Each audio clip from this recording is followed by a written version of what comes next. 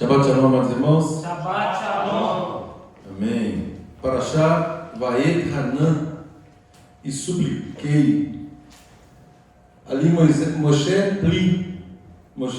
suplica o favor do Eterno. Está em Deuteronômio Devarim, a partir do capítulo 3, verso 23, até o capítulo 7, verso 11. Temos Haftará em Isaías, capítulo 40, de 1 a 26, a passagem atribuída a Shabbat Nahamu, Shabbat do Consolo, em decorrência aí do mês de Av, sobretudo depois do dia 9 de Av. Na Brit Hadashah temos referência em Mateus 23, a partir do verso 31 a 39, e Marcos capítulo 12, 28 a 34. Queridos, inicia a porção de hoje com a oração de Moshe para entrar na terra tão esperada, tão prometida, conforme o Eterno pactuou com Abraão. Moshe suplica, está aqui no verso 23 do capítulo 3 de Devarim, Deuteronômio. Também eu, nesse tempo, implorei graça a Adonai, dizendo: ó Adonai Elohim, passaste a mostrar ao teu servo a tua grandeza e a tua poderosa mão, porque que Deus há nos céus ou na terra que possa fazer segundo as tuas obras, segundo os teus poderosos feitos? Rogo-te que me deixes passar, para que eu veja esta boa terra que está além do Jordão, esta boa região montanhosa e o Líbano. Porém, Adonai indignou-se muito contra mim. Vejam aqui, queridos, nós estamos diante de Moshe, um representante da entrega da Torá ao nosso povo, alguém que falou face a face com o Eterno, tinha um relacionamento extremamente íntimo com o Eterno, e nós vemos aqui o Eterno se indignando muito contra Moshe, negando o pedido. E aí Moshe diz: porém Adonai indignou-se muito contra mim por vossa causa, e não me ouviu, antes me disse: basta, não me fales mais nisto. Sobe ao cimo de Pisga, levanta os olhos para o ocidente, para o norte, para o sul e para o oriente, e contempla com os teus próprios olhos, porque não passarás este Jordão. Dá ordens a Yehoshua, Josué, e anima-o e fortalece-o, porque ele passará diante desse povo e o fará possuir a terra que tu apenas verás. Assim ficamos no vale defronte de Bet-peor. E aí, queridos, no capítulo 4 nós temos aqui uma exortação muito firme de Moshe acerca do nosso povo, admoestando o nosso povo, exortando o nosso povo a permanecer fiel, leal ao Eterno, em plena obediência e dependência do Eterno. De novo, lá no verso 41, as cidades refúgio, falando sobre elas. A partir do verso 44, temos aqui: esta é a Torá que Moshe propôs aos filhos de Israel. E aí ele continua elencando as normas que o Eterno lhe entregou, a repetição dos 10 mandamentos, as 10 palavras. No capítulo 5, a intercessão de Moshe perante o Eterno e o nosso povo.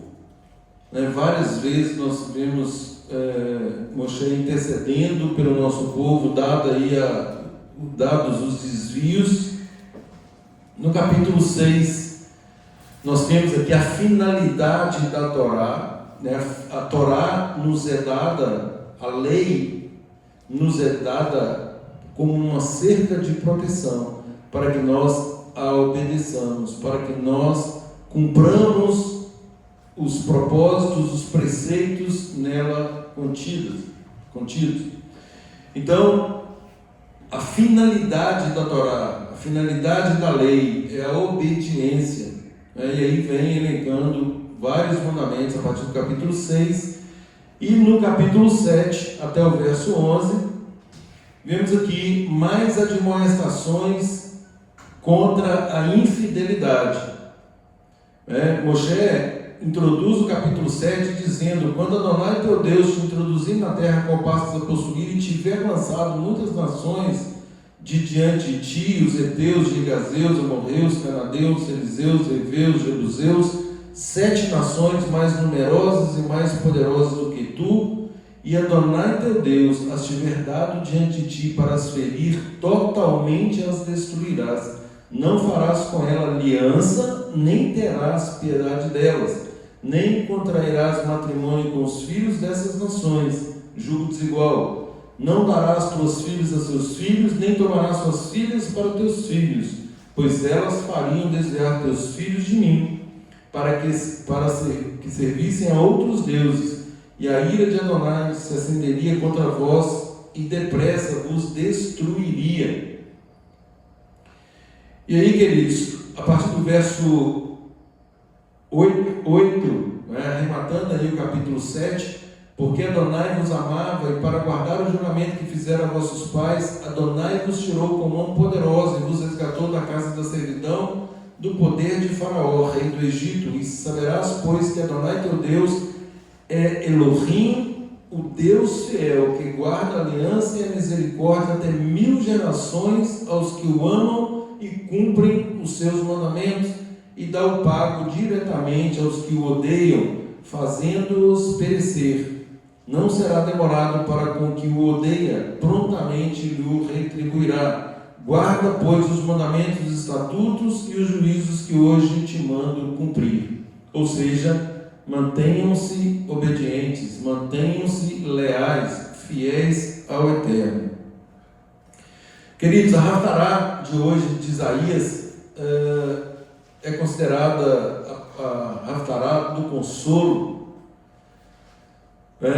Conforme eu disse, está logo depois do dia 9 de Av, que é um dos dias mais tristes para o nosso povo. Tem uma sequência de eventos catastróficos aí ao longo da história, e como eu falei, infelizmente todos esses eventos estão relacionados à independência, à desobediência, a não seguir as diretrizes que o Eterno nos dá.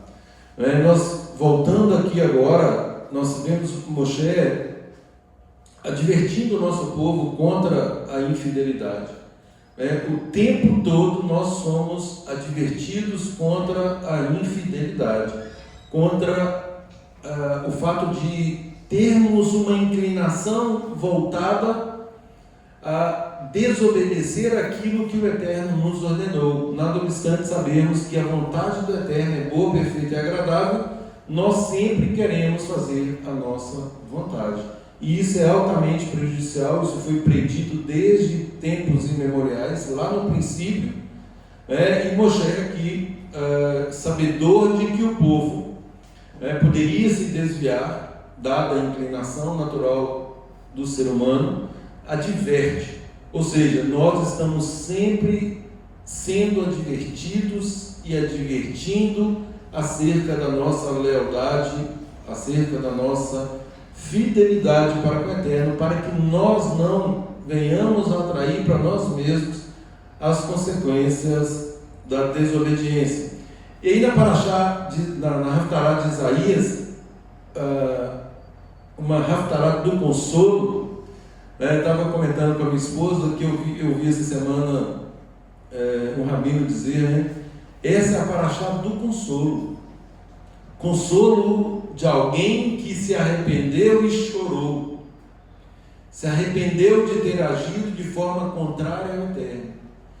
Se é a Haftará do consolo, ela serve para nós? Será que nós temos chorado diante do Eterno em razão da nossa independência, desobediência, falta de lealdade para com Ele? Será que, considerando aí todos os eventos do nosso povo ao longo da história e sabedores da nossa natureza, conforme a Brit Hadashah deixa muito evidenciado, será que nós podemos nos valer desse consolo de forma legítima? Ou seja, estamos sinceramente arrependidos choramos quando pecamos, quando nos afastamos do Eterno. Isaías 59:2 diz que os nossos pecados fazem separação entre nós e o nosso Deus.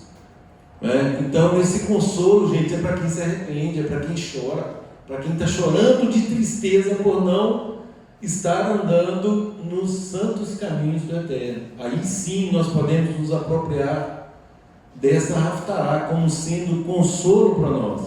Quando você falou sobre isso comigo, você lembrou que Yeshua falou, né? Bem-aventurados que choram, porque serão consolados. Esse choro não é um choro emocional, vale dizer, é um choro de arrependimento, é o choro daquelas pessoas que caem em si e perguntam sinceramente, que faremos, pois, irmãos? Ou seja, a nossa situação é uma situação tal que compete-nos indagar diuturnamente o que faremos. O que faremos para agradar a terra? O que faremos para que nós sejamos salvos?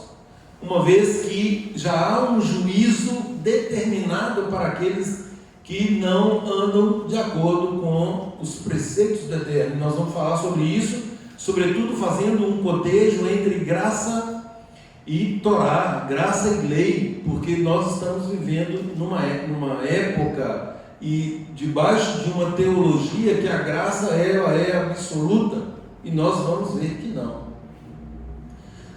Então, queridos, esse consolo, ele nunca é separado do chamado ao arrependimento, da fidelidade à Torá e do amor sincero pelo Eterno. Se nós amamos sinceramente o Eterno, a palavra já diz: se me amais, guardareis os meus mandamentos.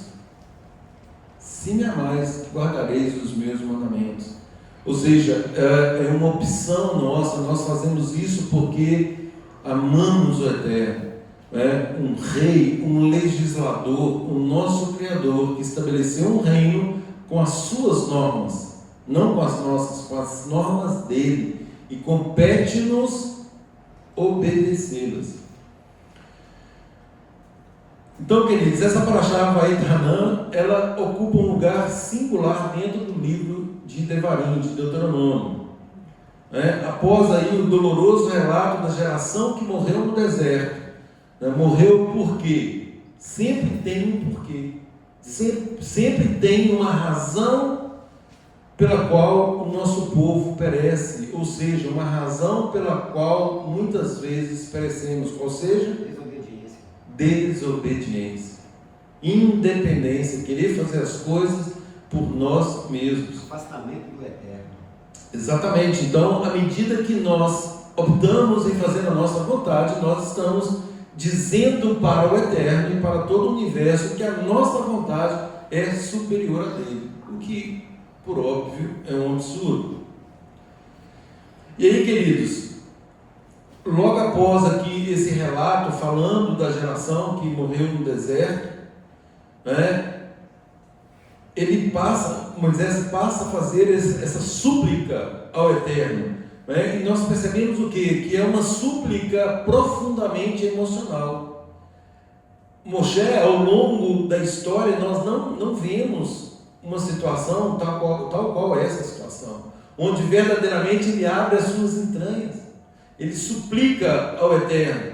Nós vimos aqui então pela primeira vez ele abrindo o coração, e aí ele conta ao nosso povo, ele deixa registrado para nós como ele implorou, Vaet-Hanan, implorei por graça, implorei pelo favor do Eterno, para entrar na terra tão prometida, naquela promessa que ele havia feito para Abraham Avino. Mas nada obstante essa súplica, ele recebe um não como resposta. Um não. Ninguém gosta de receber um não como resposta. Quando a nossa vontade está em evidência, nós queremos o sim, afinal de contas é o que eu quero, mas o Eterno disse não. E aí, queridos, esse não, ele se torna uma das maiores lições de toda a Escritura. Nós temos aqui que mesmo Moshe declarando aqui que ele recebeu não, ele prossegue nos capítulos da própria porção, chamando o povo à obediência, advertindo o nosso povo contra o perigo da idolatria, repetindo o eixo central de toda a Torá, que são as 10 palavras, ou conhecidas como os 10 mandamentos. Temos aqui no capítulo 6 o maravilhoso chamar ouça Israel. Ouvir não no sentido de escutar, mas no sentido de internalizar e exteriorizar. O chamar é uma ordem para ouvir, internalizar e colocar em prática. E aí ele repete, ele nos dá aqui as diretrizes do chamar, fala sobre o maior mandamento, e declara um amor contínuo pelos mandamentos do Eterno. Então, queridos, após esses eventos, após essas admoestações, e coincidentemente com esse mês de Av, sobretudo com o dia 9 de Av, não é uma coincidência que nós leamos essa paraxá. Não é uma coincidência. E diga-se que a paraxá, ou a Haftará de Isaías, Haftará Nahamush, do consolo, é uma das 7 Haftarot que nós veremos pela frente, exatamente por causa desses eventos que aconteceram ao longo da história. E aí, queridos, uma coisa tem que ficar clara: Shabbat Nahamu, Shabbat do consolo, é um consolo, mas ao mesmo tempo é um chamado à restauração. Não existe restauração sem retorno à palavra. E aqui, mais uma vez, nós registramos que é impossível alguém pretender servir ao Eterno e não ter contato com a sua palavra. É impossível. É um contrassenso. Não há como sobreviver. A Torá, a palavra do Eterno, as diretrizes que Ele nos dá, é o verdadeiro pão para nós, é o verdadeiro alimento. Como nós podemos sobreviver espiritualmente sem nos alimentarmos da palavra? Então não há arrependimento, não há restauração se nós não retornarmos à palavra. Como nós falamos desde o princípio, falamos hoje lá na mesa do café, nós temos que retornar como no princípio. Yeshua disse: não foi assim desde o princípio. Ou seja, como eram as coisas no princípio. Não é? Então nós temos que voltar a essa condição, uma condição de total dependência para com o Eterno, ouvindo as suas palavras, as suas instruções, e a forma, gente, absoluta que o Eterno fala conosco é por meio das Escrituras, devidamente registrada, de Gênesis, Bereshit, Apocalipse, tudo está já planejado, todas as instruções estão dadas, todas as bênçãos, todas as maldições, não há nada extra Escritura, pois não? Essa palavra é interessante porque se nós tivéssemos a oportunidade de encontrar diariamente um rei muito poderoso, você olha, o presidente do país, o governador do estado, tem um tempo para você. Você pode colocar suas necessidades e ele vai te atender naquilo que você precisar. Nós, com certeza, iríamos todos os dias, o rei, o presidente. Deus é o rei do universo. E Ele nos espera todos os dias. E a única maneira da gente ouvi-lo é lendo a palavra, porque os sonhos são enganosos, as visões, as revelações, são enganosos. Pode ser da emoção, pode ser do maligno, enfim.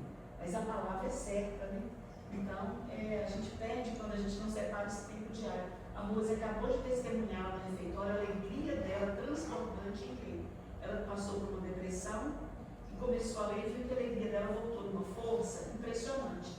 Teve uma semana que o filho ficou aí, que ficou mais tumultuado, não pôde ler como estava lendo, dizendo que sentiu a tristeza querendo voltar. Eu falei assim, gente, nosso bálsamo é a palavra. Yeshua disse, nem só de pão, aliás, ele enfatiza, né? Nem só de pão viverá o homem, mas de toda a palavra que procede da boca do Eterno. Nem só de pão. Nós nos preocupamos muito com pão. Fazemos aí 3, 4 refeições por dia. Agora, nós precisamos dessa refeição espiritual. E aí, quando falamos na leitura de um capítulo, nós encontramos resistência. Nós encontramos desobediência, recalcitrância em ler a palavra, em ter contato com a palavra. Isso para mim é inexplicável. E Deus está nos dando uma oportunidade ímpar, que é de ter pessoas interessadas em ler, onde a gente faz um pequeno áudio compartilhando o que Deus falou e outros áudios, né? Então eu agradeço a Deus todos os dias pelas irmãs que estão perseverando, porque elas me animam, eu as animo, a gente vai se animando mutuamente.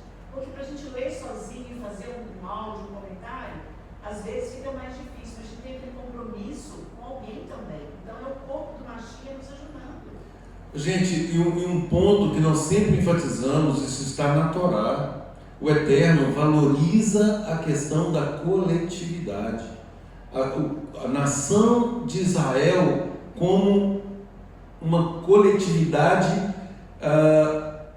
ao mesmo tempo um agindo em prol do outro. E Rabino Shaul deixa isso muito claro nas suas cartas, sobretudo lá em Efésios 4, 11 e seguintes, onde ele enfatiza, até que todos cheguemos à unidade da emuná, ao perfeito conhecimento da essência de Yeshua, a sermos varões perfeitos. Perfeitos em que sentido? Imitando Yeshua, que foi plenamente obediente ao Pai, à medida da sua estatura, para que efetivamente nós possamos experimentar qual seja a boa, perfeita e agradável vontade do Eterno. Então, nós temos um dever de edificar e sermos edificados. Eu tenho o desejo de edificar, ou seja, eu contribuo no corpo, e por óbvio eu espero que o corpo também contribua comigo. Então, edificando-vos uns aos outros no temor de Adonai. Esse é um mandamento para nós. Nós temos que edificar. Edificar é o quê? Construir, não é destruir. Não é ser omisso, negligente, é agir de forma proativa. Edificar é agir de forma proativa. Quando eu não faço a minha parte, a palavra diz, segundo a justa cooperação de cada parte, fazendo-lhe o ajuste no corpo. Cada um é um membro de um corpo onde Yeshua é o cabeça e nós temos o Eterno como cabeça de Yeshua. Então, é segundo a justa cooperação de cada parte, procede ali o seu próprio crescimento. Ou seja, temos que edificar, temos que ser edificados. E é o que a Maria Lúcia falou agora. Quando uma pessoa compartilha, às vezes ela acha que é uma coisa simples, mas aquilo vai ao encontro de uma necessidade de outra pessoa dentro do corpo. Então, por isso é importante o compartilhamento, por isso é importante as convocações solenes. O objetivo é esse, é edificar e ser edificados. Não há outro propósito, pois não? Esse assunto que nós temos conversado muito é interessante. Ontem nós falamos isso no grupo de estudo. É impressionante como Deus dá uma coisa diferente para cada um. Você fala, nossa, como Deus falou isso tão interessante, eu não tinha visto isso aí. Aí ele dá uma coisa diferente, uma pérola para você, um diamante aqui, não sei o que aqui, para cada um, para quê? Para a gente enriquecer, né? Exatamente, a palavra diz que a multiforme sabedoria do Eterno se manifesta no meio da congregação. né? E isso é corpo. E o Eterno jamais contradiz aquilo que Ele próprio instituiu. É a forma que tem de edificar. Uma pessoa isolada, ela não compartilha, por mais autodidata que seja, né? Ela se auto-edifica. Só que não tem o mandamento é para edificar o outro e para ser edificado pelo outro. Isso também é para quebrar a nossa arrogância, a nossa soberba, saber que nós precisamos uns dos outros, e a palavra diz isso de forma clara, né? No corpo todos os membros são importantes. Às vezes a gente olha um membro e fala assim, esse membro não tem valor, fazendo um comparativo com o corpo. E aí, Shaul fala o quê? A gente olha para esse membro, acha que não tem valor, e aí depois nós acabamos percebendo o real valor desse membro. Então, gente, não há nada que possa ficar de fora, não há nada. A pessoa fala assim, eu estou querendo fazer uma pergunta, mas é uma pergunta boba. Não existe pergunta boba. Dúvidas devem ser sanadas. Exatamente porque estamos num processo de construção, edificação. Por isso nós temos que cooperar uns com os outros, mantendo a consciência de que essa cooperação ela tem um fim específico, que é esse crescimento, a palavra diz pelo amor, é um crescimento pelo amor. Agora, esse amor, ele está atrelado ao conceito de obediência. Não há amor sem obediência. Se me amais, guardareis os meus mandamentos. Hanan vem da raiz, deriva da raiz Hanan, graça.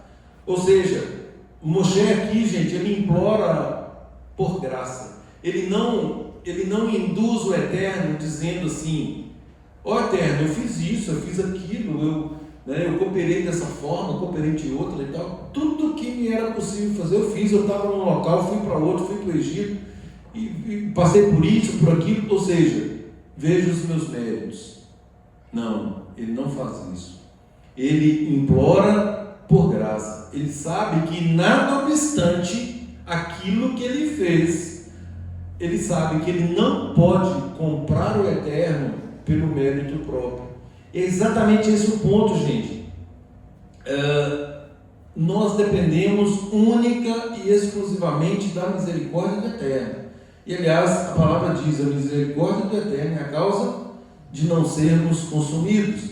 Agora, isso por acaso anula a nossa vontade, anula o fato de nós termos que obedecer ao Eterno? De estarmos sujeitos às suas instruções? É claro que não. E sem dúvida nenhuma, gente, nós precisamos compreender isso muito bem. Até hoje nós nos deparamos com discussões acerca da lei e da graça. Moshe está aqui rogando por graça. E alguns falam assim, mas a graça é só a partir de Yeshua. Gente, sempre foi graça. Sempre foi graça. Quando nós estamos lendo a Torá, lá no princípio, nós vemos o quê? Noé implorando por graça, Abraão por graça, sempre foi graça. Adão, se não fosse a graça do Eterno, o favor do Eterno, ele poderia ter sido morto no mesmo dia. Então sempre foi graça, e nós infelizmente estamos debaixo de uma teologia, eu diria uma ideologia ocidental, criadas aí para que houvesse uma dicotomia. É exatamente essa dicotomia: graça versus obras, graça versus mérito. É mais ou menos assim, não precisamos fazer nada, porque tudo é graça, e nós vamos provar que não é bem assim. Essa dicotomia, gente, ela foi nos ensinada com fim ideológico, exatamente para que nós não alcancemos o favor do Eterno se nós acatarmos essa ideologia. Você fez a citação aí de Lamentações, e as misericórdias do Senhor são a causa de nós sermos consumidos, mas no hebraico a palavra ali, é graça. A graça de Deus que é... Exatamente.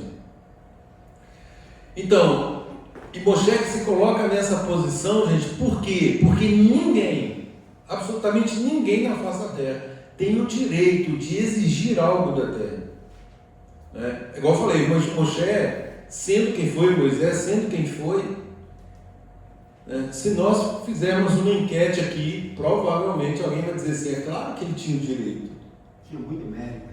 Tinha muito mérito, Moshe, claro que sim, foi o mediador, ele recebe a Torá e ele entrega a Torá ao nosso povo, ele julga o nosso povo, 40 anos de serviço dedicado ao Eterno. Não merecia entrar lá, né? E o Eterno ainda lhe diz não, Essa é a nossa mente ocidental. Isso é o que, quando nós olhamos sob o ponto de vista eminentemente humano, esquecendo-nos da justiça do Eterno. O Eterno é justo, e aqui ele prova para Moshe exatamente isso. Basta. Não é não. Basta, chega. Minha graça te basta. Já está resolvido.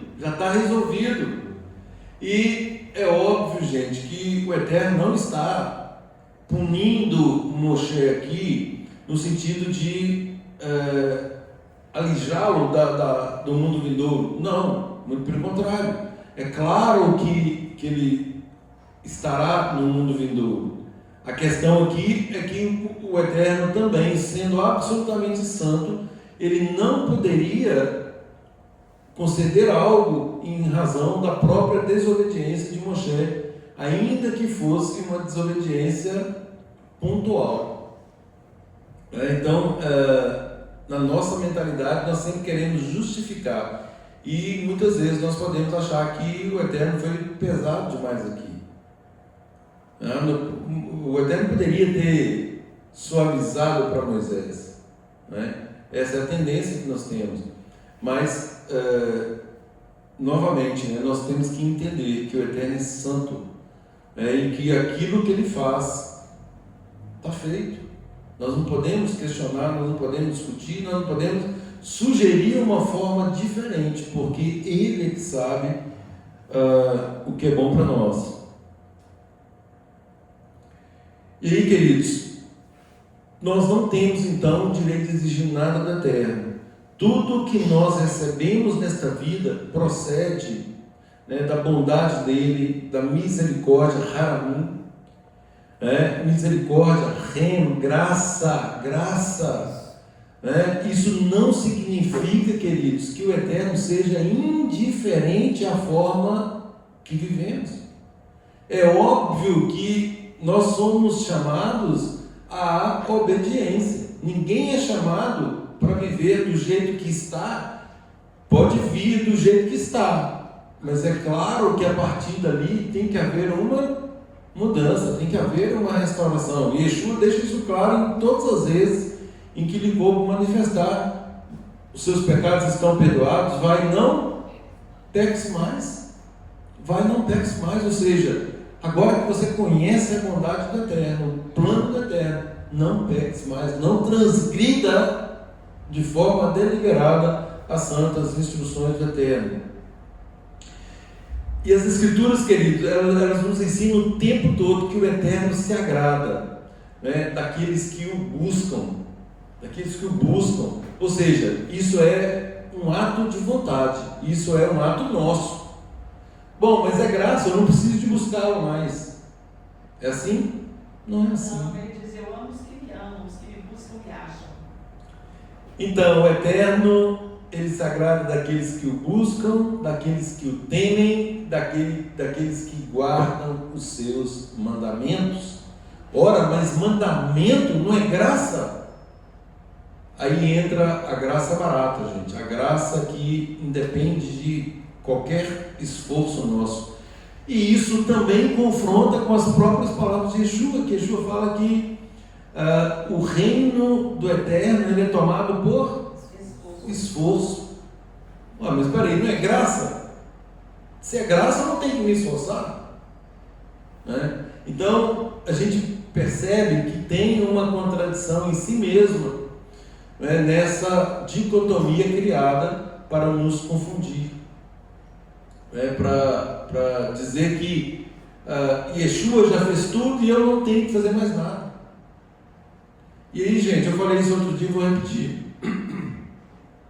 Eu ouvi um pastor renomado aí falando, né, que qualquer um que acrescentar qualquer coisa àquilo que Yeshua já fez, né, que seja considerado anátema. Ou seja, um herege, um excluído, um maldito, né, porque nós não podemos acrescentar nada à obra que Yeshua fez. Ô, gente, uma coisa é uma coisa, outra coisa é outra coisa.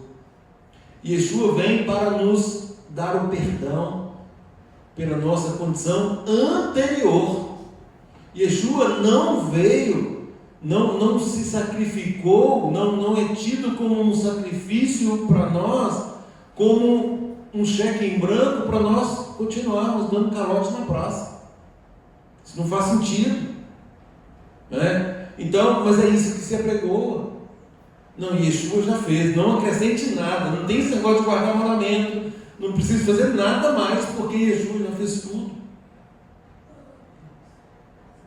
E isso também colide com o que o próprio Yeshua disse: eu não vim revogar a Torá. Ora, se ele não veio revogar a Torá, todos os seus discípulos, é claro, sabem que tem que obedecer a Torá.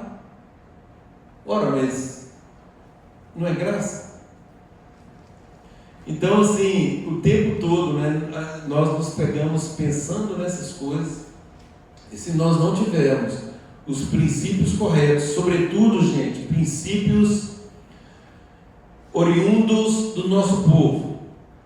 Explico. Falava hoje também à mesa do café sobre isso.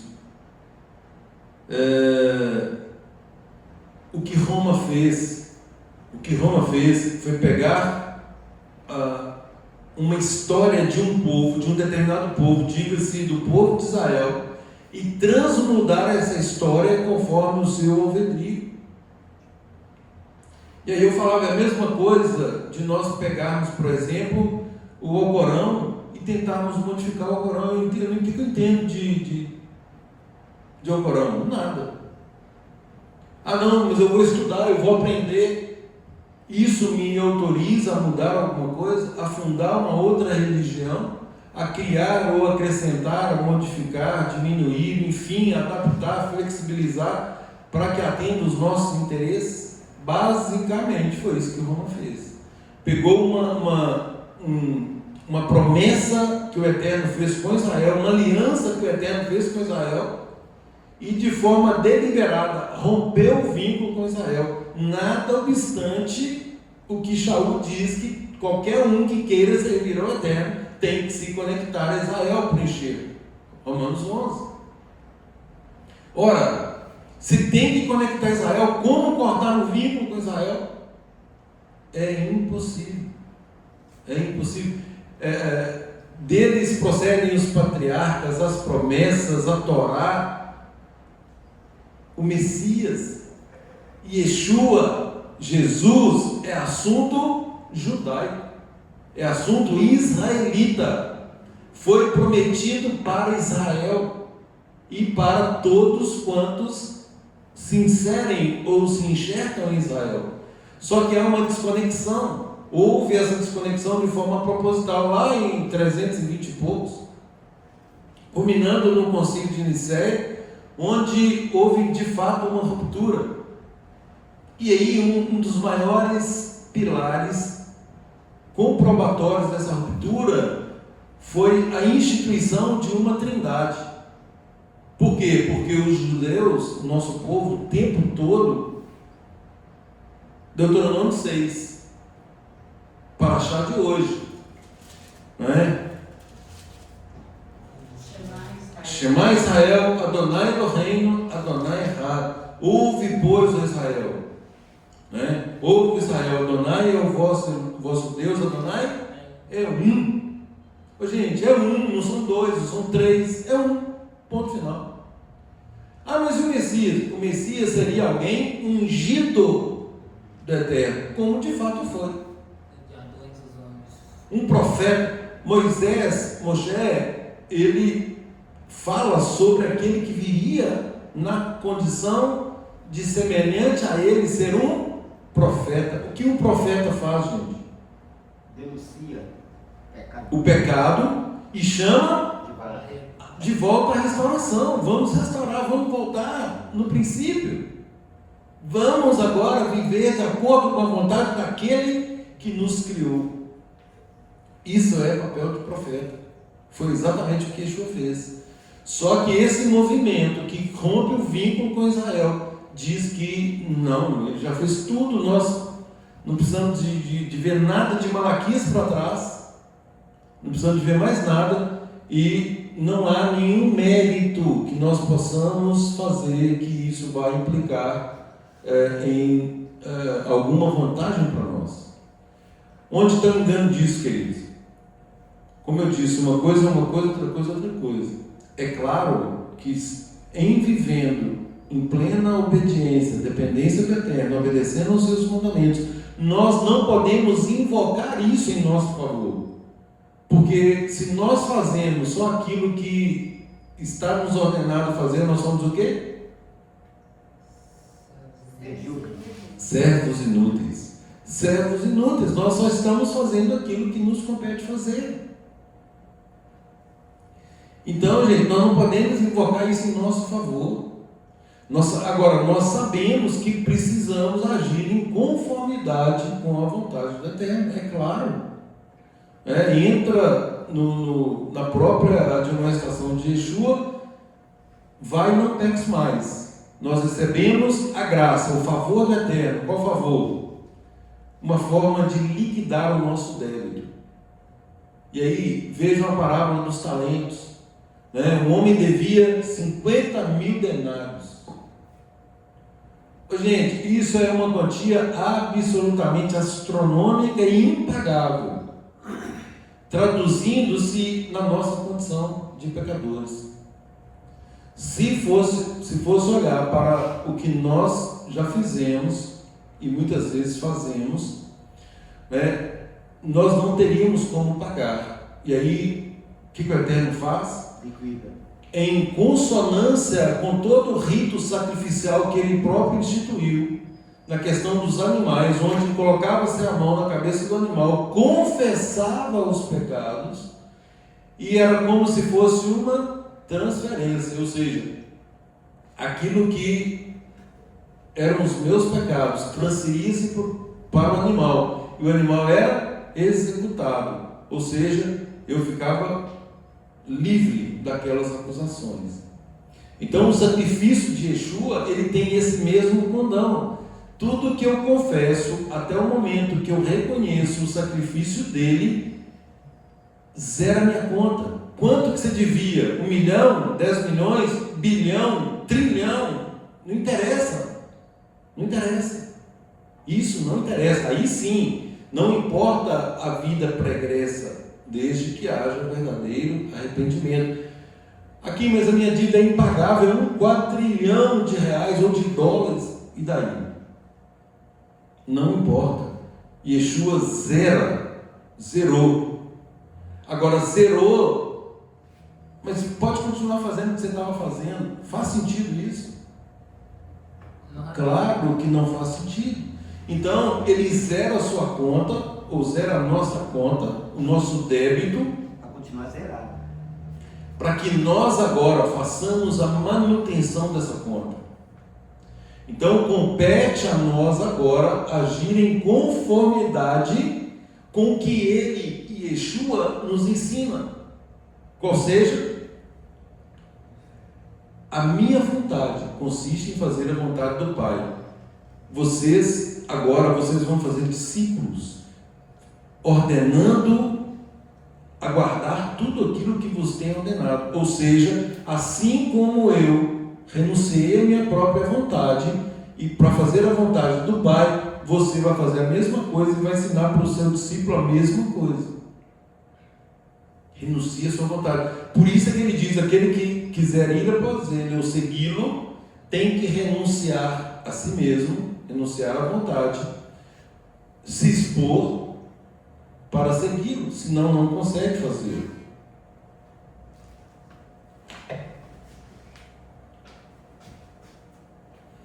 E aí, queridos, a graça barata foi uma expressão cunhada por um determinado teólogo, né, que fala que o Eterno nos dá o perdão mesmo que não haja um arrependimento. Isso é graça barata. Sem sentido. Não existe. A comunhão com os santos sem confissão. Isso é graça barata. O favor do Eterno sem um discipulado. Graça barata. Por quê? Porque Yeshua, Mateus 28, 19 seguintes ali, 18 seguintes, ele fala: ensinando-os a guardar tudo que vos tenho ordenado. Como que nós vamos ensinar se não houver um discipulado? Só que tem gente que é bom demais para ser discipulado. Ele não quer ser discipulado, sobretudo quando ele pensa que tem alguém, entre aspas, inferior a ele para discipulá-lo. E aí, queridos, a vida no reino, ela é pautada por critérios do reino. Não tem a ver com condição social, não tem a ver com instrução secular, tem a ver com vida com o Eterno. Uma pessoa que está buscando, que lê a palavra com zelo, se diligentemente obedeceres aos meus mandamentos. A pessoa que está buscando diligentemente obedecer ao Eterno, essa pessoa se sobressairá para discipular outros. É óbvio.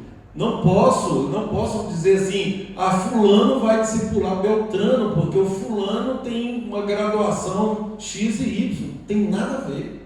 Às vezes o Beltrano, ele tem uma vida extremamente sensata, justa e piedosa diante do Eterno, ou seja, é o contrário, é ele que tem que discipulá-lo.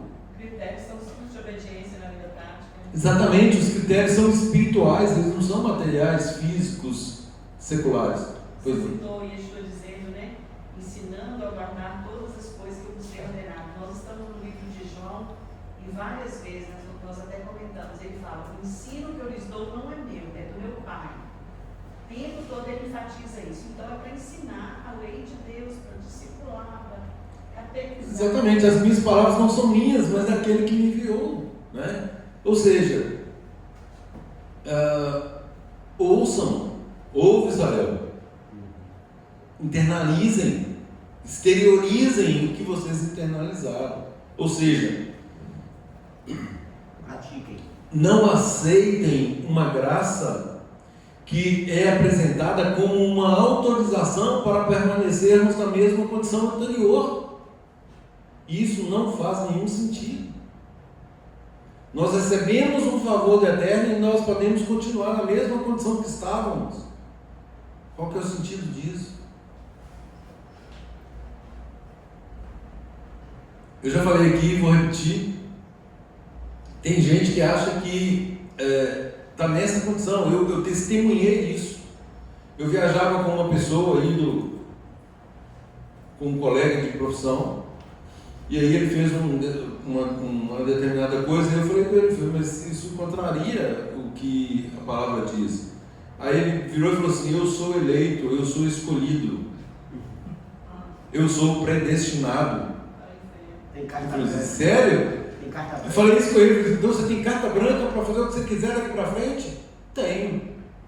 E eu percebi que ele crê sinceramente nisso. Ou seja, ele está sinceramente enganado. Por isso que João também fala, né? Filhinhos, estas coisas vos escrevo para que não pequeis. Todavia, Sim. quando pecar, né, o correto é isso, porque vamos pecar, gente. É exatamente o desdobramento dessa fala. O que João escreve: filhinhos, essas coisas eu vos escrevo para que não transgridais a lei do Eterno. Pecado é a transgressão da lei, da Torá. 1 João, capítulo 3, verso 4. Não, 1 João 2, verso 1. Não, pecado é a transgressão da lei. 1 João 10, 4. Então, 1 João capítulo 3, verso 4. Pecado é a transgressão da Torá. Então, ele está dizendo, olha, eu escrevo para vocês para que vocês não transgridam, mas quando transgredirem, ou seja, de forma acidental, não deliberada. Porque tem gente que pega e diz, como eu vou pecar mesmo, vou ali fazer isso, ou fazer aquilo. Temos um advogado junto ao Pai. Um advogado que está junto ao Pai. Um advogado que está ao lado do juiz. Para fazer o quê? Interceder por nós. Para interceder por nós. Lá em Tito 2, 11 e 12, fala assim: porque a graça do Eterno se manifestou. Olha o desfecho desse verso, que coisa maravilhosa. Educando-nos. Quem quer ser educado? Aí vem a autossuficiência, a soberba, a arrogância, e a pessoa não quer ser educada. Ela não quer ser confrontada. Educando, a graça do Eterno se manifestou. Aí o desdobramento: educando-nos para que, renegadas a impiedade e as paixões mundanas, vivamos no presente século de maneira sensata, justa e piedosa. Vejam, nós vivemos aqui neste mundo para sermos santos, justos e piedosos. Ué, mas peraí, não é graça? O verso começa falando que a graça se manifestou para que nós, renegando a impiedade e as paixões mundanas. O que é renegar, gente? Renegar é pegar para si ou é rechaçar? Brit Hadashah, Novo Testamento. Renegadas a impiedade e as paixões mundanas, vivamos no presente século de maneira sensata, justa e piedosa. Ou seja, padrão. Olha o padrão que nós temos que atingir. Viver de forma sensata, justa. Justa é o quê? Qual que é o conceito de justiça? De acordo, em conformidade com as instruções do Eterno. E piedosa. Piedosa é isso aqui, ó. Vayet Hanan, implorando pelo favor do Eterno.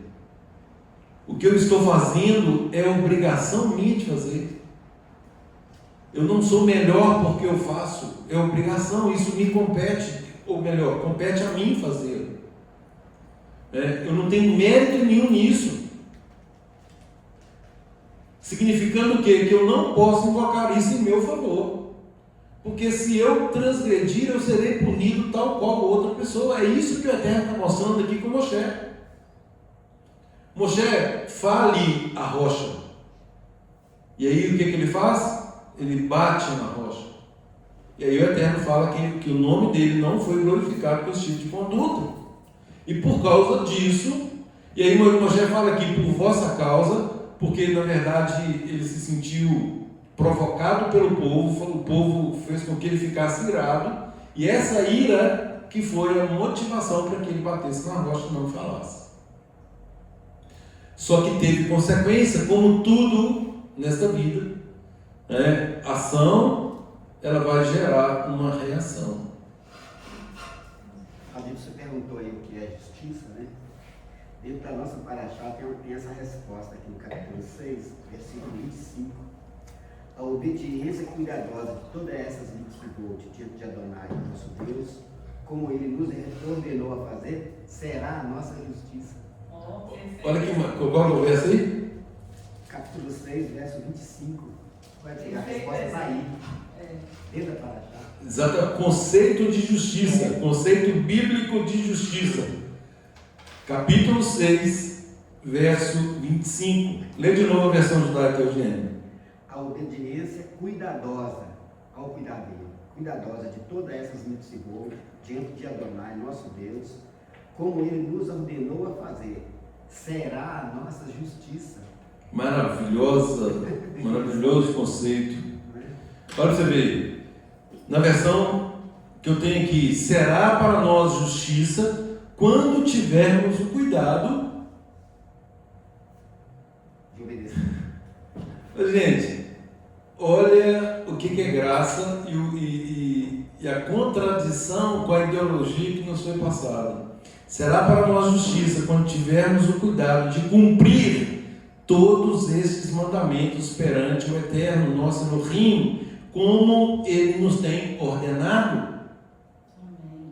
Então, esse é o conceito de justiça, do mesmo jeito que o conceito de pecado, 1 João 3,4, É a transgressão, né? pecado é a transgressão da Torá. Se não tem mais Torá, se não preciso acrescentar nada da Torá, qual que é a consequência lógica disso? Se não a lei, Não tem pecado. não tem pecado. Se nós tirarmos a lei fora, seria a abolição total do pecado. Não é? Vamos tirar a lei fora. Se pecado é a transgressão da lei, e aí o princípio do direito, né, que eu amo, porque ele me ajuda a raciocinar bem em cima disso, não há crime sem lei anterior que o defina. Ou seja, não há pecado sem um mandamento anterior que o defina como pecado. Deus, se eu tiro esse preceito, deixou de ser crime. Por exemplo, o adultério era crime até outro dia. Até outro dia era crime. A pessoa pegava cadeia por adulterar. Antigamente era morte. Só que tirou esse tipo penal do código. Deixou de ser crime. E tantas outras condutas que já foram criminalizadas e hoje já são descriminalizadas. Ou seja, não constituem mais crimes. Então, essas coisas não são mais puníveis. É a mesma coisa do pecado. Sem lei, não há pecado. E Paulo fala isso em Romanos 4,15. Onde não há lei, também não há transgressão. E isso, pronto. Quer viver sem lei? Beleza.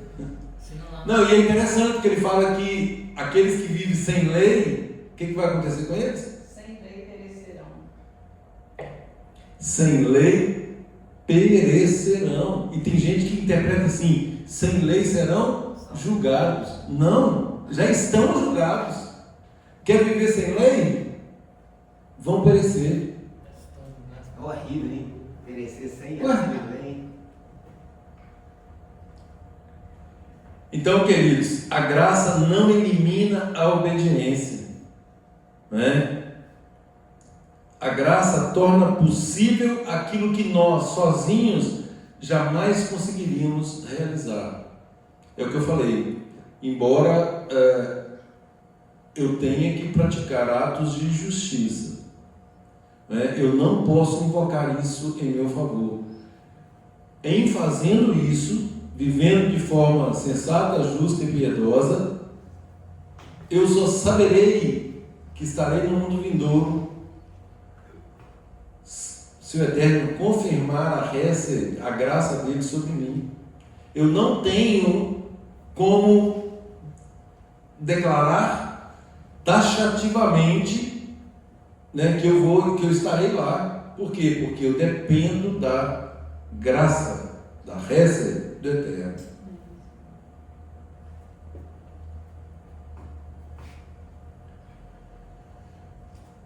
No hebraico, gente, a palavra, né, mérito, crédito, dignidade moral, favor decorrente de uma vida reta.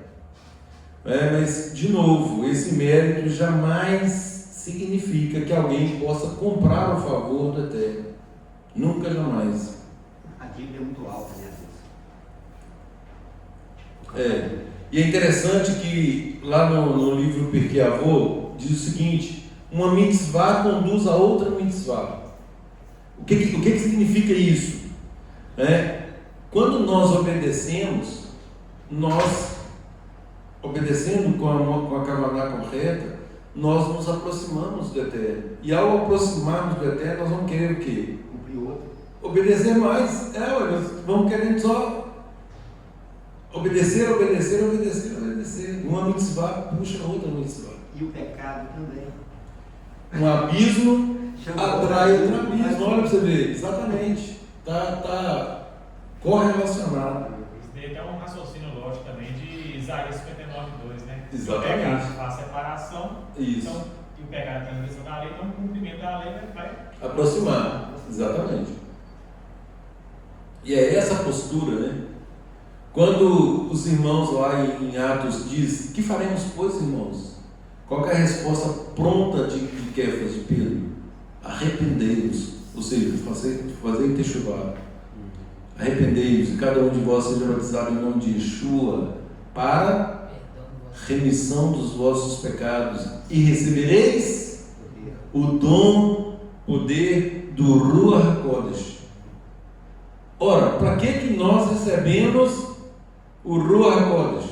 Obedecer. Ezequiel 36:26. Eu colocarei, o Eterno diz, eu colocarei em vós o meu Ruach, o meu Espírito, para que vocês consigam andar de acordo com os meus estatutos, ordenanças e mandamentos. Então nós somos capacitados para obedecer. E aí sim nós vamos obedecer com a kavaná correta, da forma certinha, né? E o Eterno e a graça do Eterno estará sobre nós. Só que a teologia que nos foi passada, não importa a forma como você vive, não importa.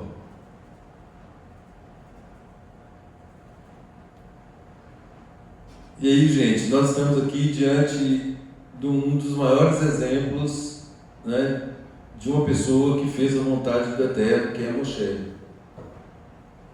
Antes de Yeshua, Moisés. A palavra registra que ele falou face a face. É claro que não literal, mas muito próximo do Eterno, né? Muito próximo do Eterno. Fez jejuns de 40 dias 2 vezes. Ele intercedeu várias vezes pelo nosso povo. Não, se o senhor tiver que fazer isso com o nosso povo, me corta do livro da vida, não quero saber. Ou seja, se colocou numa condição de mediador, assumindo as consequências de estar ali entre o povo e o Eterno, né? E mesmo assim, mesmo nessa condição, ele o que? Vai Hanan, ele suplica, ele implora. É o que eu falei, se nós olharmos assim, não, quase que ele podia ter dado ordem para Deus, assim. Fez demais, né? E o mais importante é a postura dele diante desse não do Eterno. Ele acata o não, continua na obediência, continua orientando o povo a permanecer fiel. Essa postura dele foi fazer o que é certo. Isso é fidelidade. Isso é fidelidade. É a pessoa fazer aquilo que se espera de um servo do Eterno. Ele não está fazendo para agradar homens, ele está fazendo para agradar o Eterno. A missão dele era essa. É claro, ele deixa isso aqui muito evidente, né? Concluindo o trabalho que ele tinha que fazer, até o momento que ele nomeia ou transfere para o seu sucessor, conforme a orientação do próprio Eterno. Então, queridos, a graça nunca vai substituir a obediência, nunca. E Yeshua, ele confirma isso, conforme nós já falamos. Lá em Tiago 2,17, Tiago diz que a emuná, aquilo que nós declaramos como fé, sem obras, é o quê? É morta. Ora, mas não é graça? Graça é incompatível com obras. E aí, Tiago, falando aqui que a emuná sem obras é morta. Mostra-me a sua fé sem as obras, que eu com as obras Vou mostrar a minha fé, exatamente.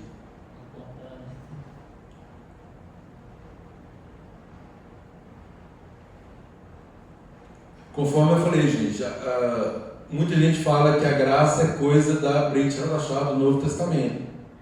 Nós temos lá em Gênesis 6:8, né? Noé achou graça diante do Eterno.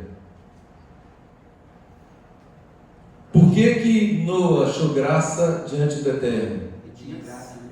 Achou que tinha. Porque ele era justo, ele era considerado um homem justo. Qual é o conceito de justiça? Obediência. Será para nós justiça quando tivermos o cuidado de cumprir os mandamentos perante o Eterno, nosso reino. Olha que texto maravilhoso. Você foi a pérola de hoje, gente. A graça, gente, repousa sobre quem anda com o Eterno. Quando uma pessoa quer andar com o Eterno, ela vai receber toda a capacitação, isso é graça, favor do Eterno. O mesmo aconteceu com Abraão, com José, com Davi, com Daniel. Todos dependeram da graça do Eterno. Todos viveram buscando agradar o Eterno. Ora, mas eles recebem graça e eles depois continuavam buscando agradar o Eterno. O tempo todo, exatamente.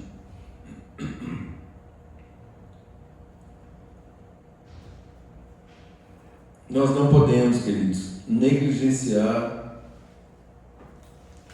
o que a Torá nos ensina. Princípios tão elevados. A cada porção nós extraímos pérolas para a nossa vida diária. E o tempo todo, o objetivo, como diz aqui no capítulo 6, o fim, teleologicamente falando, a finalidade da Torá é a nossa obediência. Ela está ali para que nós a cumpramos não como uma medida restritiva. Isso não vai nos fazer menores, mas está ali como uma cerca de proteção. É literalmente um pai que quer proteger o seu filho e coloca ali uma cerca em volta para que ele não caia no abismo.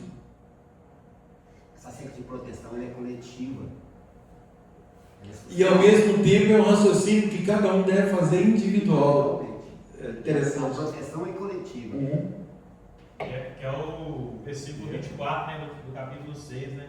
Adonai nos ordenou cumpríssemos todos estes estatutos e temêssemos a Adonai, nosso Elohim, para o nosso perpétuo bem, para nos guardar em vida, Como tem feito até hoje. Olha que maravilha, gente. Olha que o Eterno nos ordenou para o nosso próprio bem, para o nosso perpétuo bem. Nosso. Sim, o tempo todo o Eterno trata com coletividade. O objetivo é uma nação de sacerdotes, por isso que ele fala: vocês serão para mim uma nação sacerdotal. Vocês serão, por que uma nação sacerdotal? Porque vocês serão luz para as outras nações. Eu tenho que trabalhar com vocês primeiro para que essa luz seja passada às outras nações. Esse era o objetivo inicial. Esse era o objetivo inicial. Adilson, quando eu estava meditando sobre essa paraxá, até comentamos hoje à mesa, né, sobre aquela questão lá no Éden, né, eu fiquei muito triste com a situação nossa. Nós fomos reprovados no Éden, fomos reprovados na terra de Israel. Olha que situação triste. Já fomos reprovados 2 vezes. Até já nos deu 2 chances.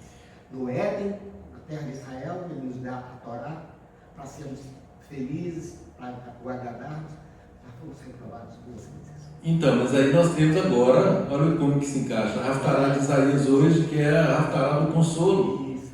Existe um consolo, existe um remédio, uma saída, qual seja Techuvá, retorno às raízes. A única.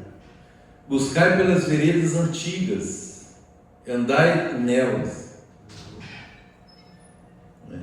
Então, queridos, a obediência ela jamais vai concorrer com a graça. A obediência é fruto da graça. Fruto da graça. E a graça barata, essa graça que é oferecida ideologicamente no mundo, separa salvação e transformação. Enquanto a graça bíblica, ela une ambas.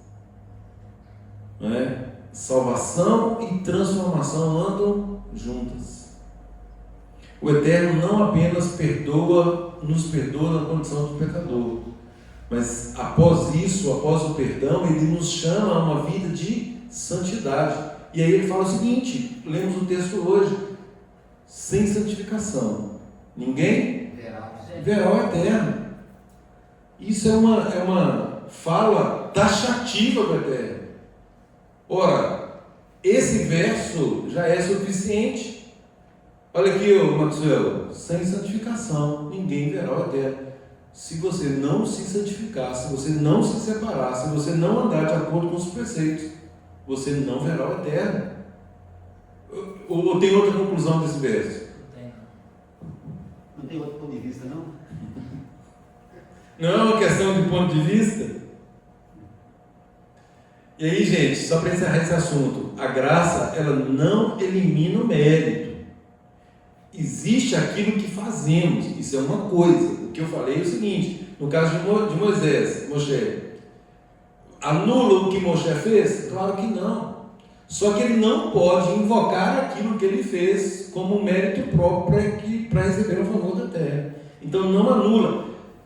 Elimina só a parte da arrogância. Porque nós achamos que somos bons e que o que nós fazemos tem que ser reconhecido pelo Eterno, afinal de contas, né? Eu me dou, eu me desgasto e tudo mais. Né? Nada disso. Nada vai comprar o favor do Eterno. Né? Agora, nós obedecemos, ou quando nós obedecemos, nós estamos demonstrando que nós recebemos essa graça e que a partir daí nós queremos agradá-lo, andar em consonância com as instruções dele. E aí quem usa a graça como desculpa para desobedecer não entendeu absolutamente nada, nem sobre graça, nem sobre aliança. Porque o Eterno faz uma aliança. Jeremias 31:31. Ele renova a sua aliança. Agora, para quê? Voltar a comunhão com Ele, ter a presença dele. Obedecer, andar no céu. Esta é a aliança que farei com eles naqueles dias, diz o Eterno, depois daqueles dias. Escreverei as minhas leis, a minha Torá, as minhas instruções, onde? No coração. E na mente. Hã? E na mente. Na mente e no coração. É a única forma, gente. É a única forma de traduzir a aliança e essa profecia de Jeremias 31:31. É retornarmos e permitir que o Eterno escreva de fato as suas instruções na nossa mente e no nosso coração. Assim como Moshe recebe todas as instruções, repassa fidedignamente ao nosso povo, está ali na condição agora de suplicar pela graça do Eterno, para que o Eterno lhe permita ver a terra prometida lá ao nosso pai Abraão. Foi um desejo do coração dele que o Eterno não lhe permitiu. Mas ainda assim ele se manteve resignado, ele se manteve fiel, conduzindo o nosso povo e admoestando o nosso povo de acordo com as instruções e clamando no capítulo 7 para que não houvesse infidelidade para com o Eterno. E aí eu encerro a partir do capítulo 7, verso 7 até o 11. Não vos teve Adonai afeição, nem vos escolheu, porque fosseis mais numerosos do que qualquer outro povo, pois eres o menor de todos os povos. Moisés está dizendo aqui o motivo pelo qual o Eterno escolheu Israel. Não te escolheu Israel porque Era bonito, era que tivesse afeição, né, que era numeroso, né, mas porque o Eterno vos amava, verso 8, e para guardar o juramento que fizera a vossos pais, Adonai vos tirou com mão poderosa e vos resgatou da casa da servidão, do poder de Faraó, rei do Egito. a graça, né? A graça, sim. Lógico. Saberás, pois, que Adonai teu Deus é Deus, o Deus fiel. Olha aí, o Deus fiel, que guarda a aliança e a misericórdia até 1000 gerações. Para quem? Para aqueles que me amam, que o amam e que cumprem os seus mandamentos. Olha aí, gente. Então ele guarda a aliança e a graça. A aliança e a graça é para aqueles que guardam os seus mandamentos, que o amam e guardam e cumprem os seus mandamentos. E dá o pago, olha aí no verso 10, e dá o pago diretamente aos que o odeiam, fazendo-os perecer. Não será demorado para com que o odeia, prontamente lhe retribuirá. Portanto, guarda, pois, os mandamentos e os estatutos e os juízos que hoje te ordeno cumprir. Eu fiz até uma revisão no grupo essa semana sobre essa questão que eu fiquei admirada pensando assim, por que Deus falou, eu separei vocês, eu livrei vocês, porque vocês são um povo importante, muito corajoso. É porque eu amava vocês, por isso que eu fiz isso, que eu libertei vocês. E eu fiquei pensando, por que Deus amava? Deus nos ama quando nós temos a intenção de ir até Ele. Eu me lembrei de Abraão, na Mesopotâmia, 18 séculos antes de Yeshua. Desde novinho ele percebeu que não podia adorar ídolo, ele quebrou os ídolos do pai. Ele começou a falar ali com as pessoas, à medida que foi crescendo, que só existia um Deus, era o politeísmo que vigorava, né? Cada um adorava uma pedra, um pedaço de pau, alguma coisa. E ele começou a falar, ele teve essa revelação e começou a amar o Deus único, né? Desde então, eu pensei assim, deve ser isso aí. Aí entra o mérito, né? Aquele amor dele por Deus, ele teve que sair dali onde ele estava e ir para o outro lado do rio, o povo expulsou ele de lá, porque ele falou que só tinha um Deus, né? Daí o nome hebreu, foi ficar do outro lado do rio, né? Por amor a esse único Deus, que a própria história reconhece que o povo de Israel deixou um legado para a humanidade, o monoteísmo. Aí depois, como você disse, vem Roma introduzir 3 deuses funcionais. Mas eu vejo aí o amor de Deus, e toda vez que nós fazemos algo por amor a Deus, Deus fica feliz demais conosco.